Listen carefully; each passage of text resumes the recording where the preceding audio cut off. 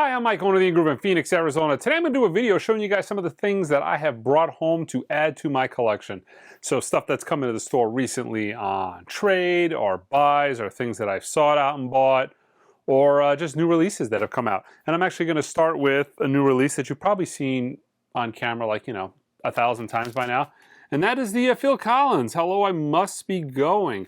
I don't know if I showed the first Phil Collins release from the Analog Productions Atlantic series, but I figured I would show this. So, oddly enough, and I don't know if I would consider it oddly enough, these have been my favorite releases so far in the series. I like Phil Collins. It's, I always get a kick out of talking to people about Phil Collins too, because, like, hey, Phil Collins, but, well, how about Genesis, pre-Phil Collins? I actually prefer, like, the poppy Phil Collins Genesis, and I prefer, I like poppy Phil Collins Genesis and, Abacab, and I like Hello, I Must Be Going. I like that era of 80s pop. But one of the drawbacks of those records are they sound very dated. That would be like a mild way to put it. Phil Collins was very revolutionary in kind of his drum sound, and he kind of brought in kind of a whole change in the way, recorded music sounded, especially with some of his more popular drum-oriented tunes. But it hasn't really held up well over time. And I'm not saying that these records don't sound like that, but they sound less like that, and I think that's a good thing. They sound more like a band that's actually something. It sounds more like something you could experience live than something that was put together with studio trickery and mastering effects. So, I don't have a ton more to elaborate on besides the fact that I really enjoyed the hell out of these. And I gotta say, I've been playing in the air tonight for a lot of customers in the showroom and in the sound room. And because, they're on the fence. They're like, do I pay $60 for a Phil Collins record? It's like, a lot of people have memory retention where these originals were like $1 record. You couldn't give them away. It's not the case anymore. Real clean Phil Collins records are like $20 now for, Hello, I Must Be Going, No Jacket Required, just a clean Phil Collins record, Shrink, goes for some bucks now. They're not that easy to find. But everybody that I've actually played these records for has bought them. And they didn't just like, if I play Face Value or Hello, I Must Be Going, they buy both of them. I mean, they're really, really good, and I've had a fun time listening to them. I will say, just quick, and I know I'm generalizing, summarizing for the series here. They've been fantastic. They've done a good job with them. But I feel like a lot of the titles so far, when you compare them against originals, it was almost like, I'll say like a low bar. The bar was pretty low for them to one-up some of these titles. A lot of the Atlantic stuff that came out in the late 60s or in the 60s and 70s, at the very least, I'll just say at the very least, was on pretty crummy and noisy vinyl. So that doesn't take away from these. They've been absolutely fantastic so far. But the Phil Collins have been the standouts for me. Also, keep in mind, the Phil Collins, they've said, Analog Productions has said, they've got a 1-year contract to release these records. 1 year. So, not like a typical Analog Productions title. You think some of these titles, now some have come and gone, the Beach Boys, but those lasted maybe 5-6 years. Prestige lasted a couple, 3-4 years the first time around. Now they're back for round 2. The Doors seem like they've been in the catalog, for 15 years. This is going to be a one and contract done type of deal. So if you are interested, don't wait forever. I'm not, it's 2024. Hype is not as warranted anymore for most things. Most things are going to be around. They're going to last. You're not going to have to rush out and buy them. You got plenty of time. But if somebody says, hey, we're contractually obligated to not release this thing, we got 1 year, there's only so much you can do with that, right? Okay, Smashing Pumpkins, London by Day, SP at the BBC. So this is part of the release series that Smashing Pumpkins has been doing. I think it's on their label, Martha Music. And it's released on his Billy Corgan's he sells tea. I think it's in the Chicago area. He has a little tea shop, and you know, he uses the tea shop periodically to drop records. A lot of the stuff that he's done so far have been, you know, demos or performances that have been of like subpar quality but historic in nature. This is significantly better sounding. It's not an audiophile record by any stretch, but it's really good. You know, came out, I think originally this music was from, I think this was recorded in like 2015, but I'm a huge Smashing Pumpkins fan, so I've really enjoyed this. It's got some melancholy stuff on it. Actually, I'm just looking at side C. It's got Zero, Bullet with the Butterfly Wings. But this was an enjoyable listen, and I actually really dig the cover. 100 of them were signed if you paid, you know, a couple $100 for them, but I would have, because most of the ones I've gotten so far from this series that he's done from the website, I think I got all of them but this one autographed, so I was able to get them all. I'm not a big fan of autographed records, but Billy is a notoriously difficult person to get, you know, to sign autographs. There's some artists that have just, you know, living in Phoenix, for instance, Alice Cooper. Now I heard he's changed, but Alice Cooper signed everything for everybody for like years and years and years. He would do like grand openings at sandwich shops, and he would stand there for hours and sign autographs, but not the case with Billy. So if I get the opportunity to buy him autographed, I do. But that was cool. Add that to the collection. A guy came in with a pretty dynamite collection. It's about 8 boxes. I mean, no, it was about 8 boxes and 8 boxes. And it was really good. It was really clean. Almost everything was in shrink. It was dynamite. There was a nice full run of Nick Drake, including a UK Brighter Lighter, which I think I have on the website. There was a Pink Moon US pressing, first pressing, but that's sold. But this was kind of I guess this was the star of the collection. This is a Nevermind the Bollocks. Here's the Sex Pistols. Excuse me, brain fart. But this is the pre-production version. So pre-production is, unfortunately, I don't have the poster. Pre-production copy. This is an A1B1, but it is the 11-track pre-production with the 7-inch that came with submission, which was later added to the record. I've got many different versions of this particular record, and unfortunately I didn't have this one, but unfortunately it's still not complete. I would love to get a copy. This originally came with a poster, and it came with shrink that had a hype sticker on it. This is only in like VG condition as well, but super cool seeing this. The guy had tons of great stuff in it. Full run of like Eno, Roxy Music, David Bowie and the shrink with the hype stickers with posters. I mean, it was a great collection. It actually inspired me. I'm going to do a Whatnot auction where I'm going to do nothing but first pressings. So it's going to be like one of these mega shows. It's going to be like an all-day Sunday type of thing, 6-hour stream, a couple hundred items, but everything is going to be a first pressing, whether it's US, UK, Japanese, all first pressings. And a lot of the stuff from this collection actually inspired me to do that. Here's something from that collection that I kept. Love, love, love Sparks. I think this is probably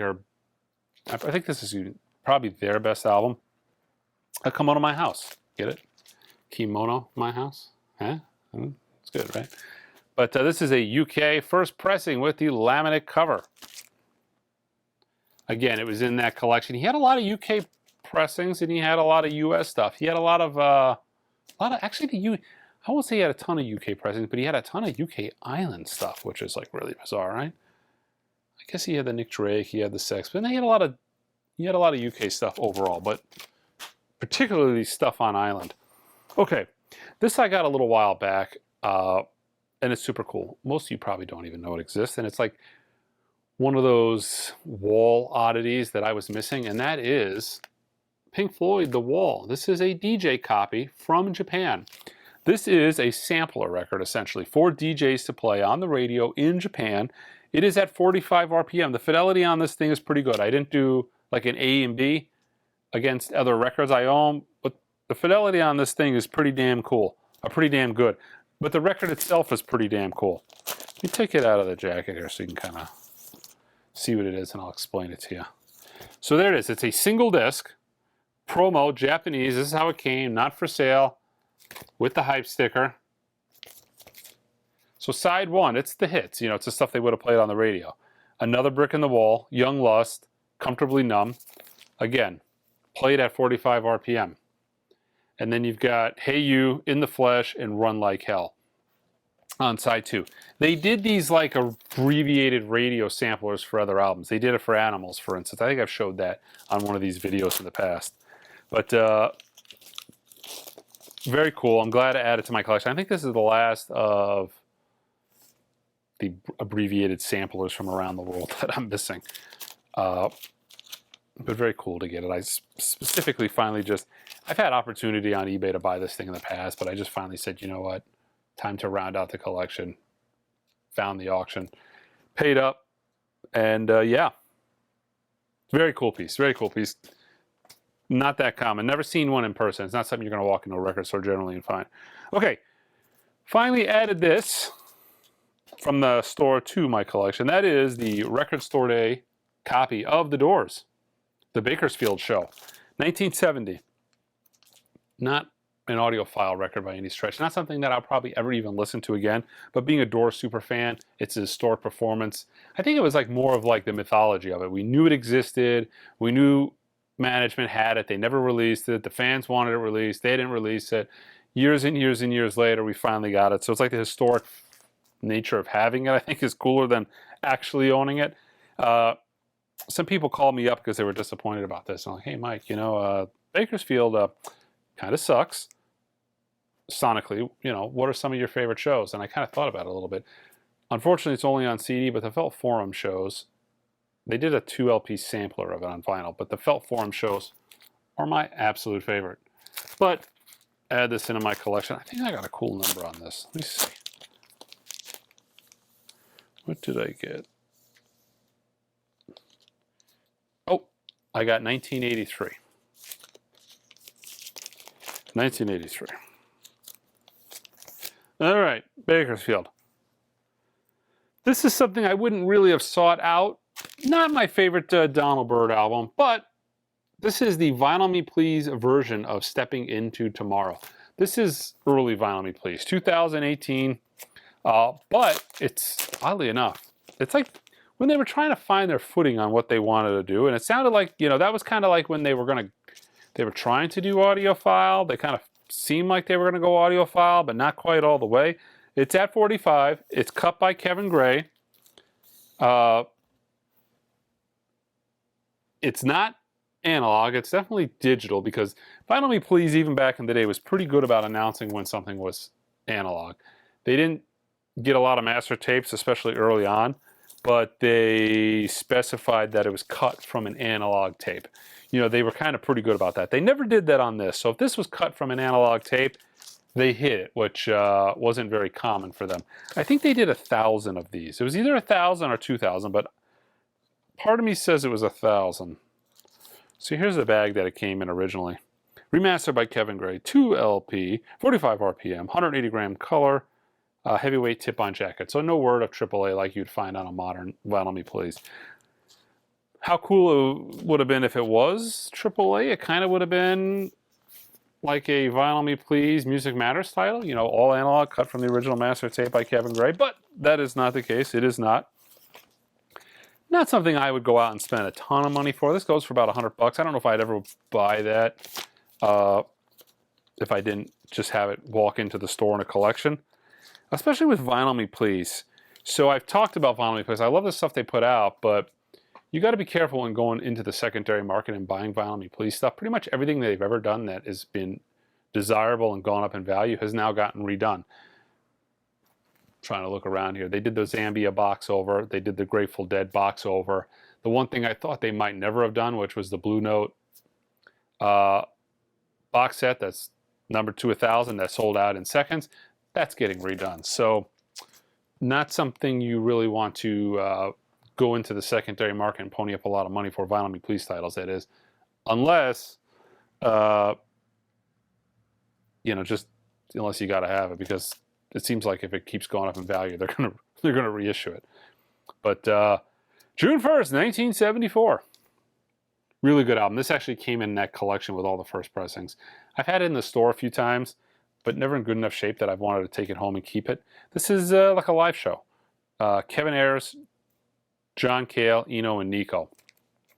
A couple of tracks are kind of standout on this. Nico does Light My the End, The Doors, The End, and there's a cover of Heartbreak Hotel on this as well. But I really kind of dig Nico's cover of The End, and Baby's on Fire is on this as well. Eno's doing Baby on Fire. Oh no, excuse me, it's Kevin Ayers doing no. John Cale's doing Heartbreak Hotel, which I actually don't really care for, but it's a really good record. Yeah, Eno, Baby's on Fire, really good version. Nico, The End, really good. I dig it. So finally, I got a copy that was nice and clean. But yeah, speaking of made in the UK, Island, there was just a ton of Island stuff on there. He must have just been buying back in the day from a store that was good about importing stuff on Island. Okay, I've got many copies of this record. This is one of my all-time favorite bands. I want to say this is at least in my top 5. That is the Talking Heads, and this is Remain in Light. This is a promo copy, which I have, and I thought originally I'm just going to take it home because this actually is a promo copy. It has the gold promo stamp right here, but it actually has the press kit in it, which I just couldn't resist. I thought it was so cool. You know, you got the photo, like, this is the Talking Heads. If, you know, this is what they would have sent out to radio stations back in the day. But it's got the